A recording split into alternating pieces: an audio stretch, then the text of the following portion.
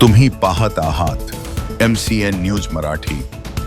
बुलढाणा जिल्ह्याच्या संग्रामपूर तालुक्यातील श्री संत सोनाजी महाराज तीर्थक्षेत्र सोनाळा येथे तीर्थक्षेत्र ब वर्ग विधी अंतर्गत प्रस्तावित भक्त निवासाच्या बांधकामाचा भूमिपूजन सोहळा गुरुवारी उत्साहपूर्ण वातावरणात पार पडला।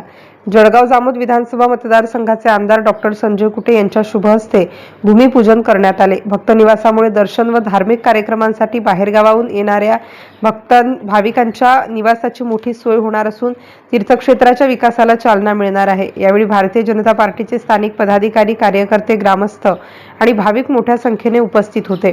भूमिपूजन सोहळ्यामुळे परिसरात भक्तिमय व उत्साहाचे वातावरण निर्माण झाले होते।